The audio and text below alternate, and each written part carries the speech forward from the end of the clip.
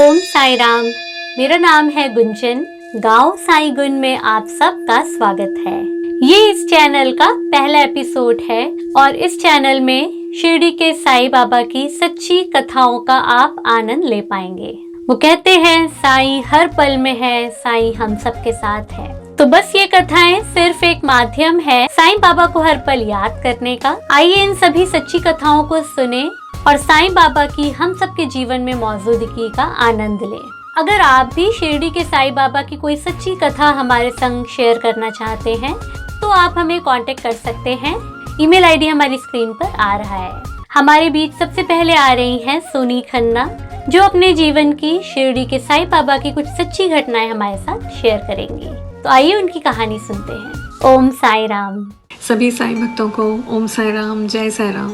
जहाँ हम बाबा की बात करते हैं, बाबा की लीला न्यारी है। जो बाबा से जुड़े हैं अनन्य भाव से, वे सदैव इस चीज़ को जानते हैं कि बाबा अपने भक्तों को स्वयं चुनते हैं। मेरी भी कहानी कुछ इसी तरह की है। बचपन से ही जब मेरी आंखें खुली तो हमारे घर में बाबा थे, मतलब बाबा के रिकॉर्ड प्लेयर बजते थे। उन दिनों में साईं बाबा की मूवी आ चुकी थी। जब मेरा जन्म हुआ 76 में तो ये बाबा की मूवी ऑलरेडी थी और उसके गाने बहुत मशहूर थे और हमारे घर में उसका रिकॉर्ड प्लेयर था। और मेरे डैडी बाबा के भक्त थे और हर गुरुवार को हमारे घर में बाबा के नाम की जोत जलती थी। और ख़ास तौर पे नॉन वेजिटेरियन होने के नाते थर्सडेज़ को हम लोग नॉन वेज नहीं खाते थे कि बाबा का दिन है। और ये काफ़ी सालों तक हम इस चीज़ को मानते चले गए। बहुत सी मिराकल्स बाबा ने किए हैं। कुछ मिराकल्स में एक मिराकल आज मैं शेयर करूँगी। बात उन दिनों की है, मेरी शादी हो गई थी और मैं बाबा से जुड़ी हूँ, तब से बचपन से जुड़ी हूँ। और बाबा ने ऐसा जोड़ा कि और जुड़ती चली गई और बाबा के समीप पहुँच गई हूँ।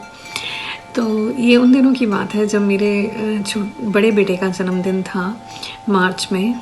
और उससे पहले, उससे दिसंबर में मेरा पर्स किसी ने चोरी कर लिया। मैं शॉपिंग करने गई और मेरे पर्स में हमेशा बाबा की तस्वीर और उदी हमेशा रहती है। तो जब मैं शॉपिंग करने गई किसी ने मेरा पर्स चोरी कर लिया। उसमें मेरे डेबिट कार्ड, क्रेडिट कार्ड, मेरे हस्बैंड का पैन कार्ड, मेरा पैन कार्ड, सब कुछ था।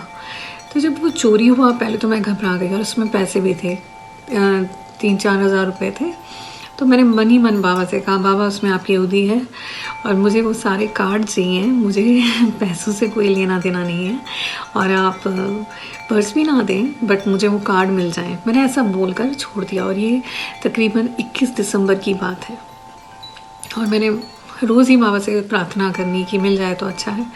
इस बीच में हम बैंक गए, पैन कार्ड मेरा दोबारा से बनने में दिक्कत हो रही थी। हस्बैंड को उनका नंबर याद था इसलिए उनको उनका कार्ड मिल गया बट मुझे नहीं मिला। और ये बोला गया कि एक ही बार बनता है, इसलिए दिक्कत आने लगी, बन नहीं रहा था। खैर जैसे तैसे इस बात को इग्नोर करके जनवरी चला गया, फरवरी चला गया। 16 मार्च को मेरे बेटे का जन्मदिन था। बाबा में आस्था और विश्वास कभी कम नहीं हुआ था और ये पता था कहीं ना कहीं से तो बाबा कुछ ना कुछ करेंगे ही। तो 16 मार्च को बेटे के जन्मदिन के दिन सुबह सुबह किसी का फ़ोन आया और उसने बताया कि गोल्फ कोर्स पे, जहाँ पे गोल्फ खेलते हैं, वहाँ पे घास पर मेरे सारे कार्ड गिरे हुए पाए गए।